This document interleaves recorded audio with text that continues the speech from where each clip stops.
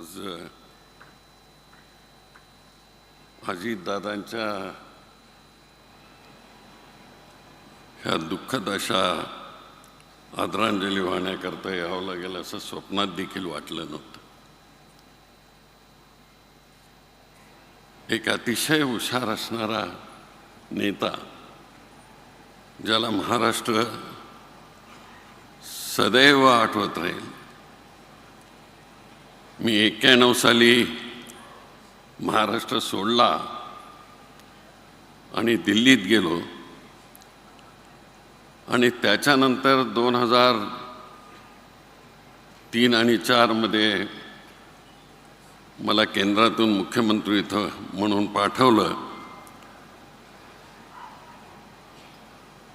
राष्ट्रवादी आणि काँग्रेस यांचं ते सरकार होतं आणि तो काळ अतिशय कठीण अशा प्रकारचा काळ होता. विरोधी पक्ष सज्ज होता की हे सरकार कधी पडेल, पण दादा, श्री छगन भुजबळ ह्या सगळ्यांनी मला सहयोग दिला त्यावेळेस आणि ते सरकार टिकलं गेलं. सरकारमध्ये असताना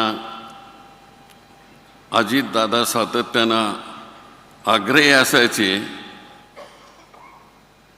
पण तो आग्रह तेवढ्यापुरताच असायचा. त्यानं समजून सांगितलं की ते पाठीमागे शब्द घ्यायचे आणि आपल्या महाराष्ट्राचं कसं भलं होईल याचा ते विचार करत असत. मी अनेक वेळेस बारामतीला गेलो. आत्ता देखील मी अंत्ययात्रेला बारामतीमध्ये होतो. एवढी प्रचंड गर्दी मी कधी पाहिली नाही कोणाच्याही राजकीय माणसामध्ये अलीकडच्या काळामध्ये. पण दादाचं हे कर्तृत्व, त्यांनी दिलेला शब्द, त्यांनी महाराष्ट्राची केलेली सेवा, त्याचं हे मूर्तिमंत उदाहरण होतं. दादा एखादा शब्द दिल्यानंतर ते कधी मागे हटत नसत. माझी मुलगी आमदार होती, ती खासदारी झाली आणि ज्या वेळेस अजितरावांच्याकडे ती जायची, फंड मागायला जायची विशेषतः, तर दादानी एक शब्दाचाही विचार न करता त्यांनी ताबडतोब ते फंड त्यांना माझ्या मुलीकरता ते देत असत. अशा तऱ्हेनं नाते जमलेला मी आणि शरद पवारजी यांचं नातं आमचं जवळचं होतं. पण आम्ही वेगवेगळ्या पक्षामध्ये गेलो, पण तरी पण आमचे संवाद कधी तुटले नाहीत. आज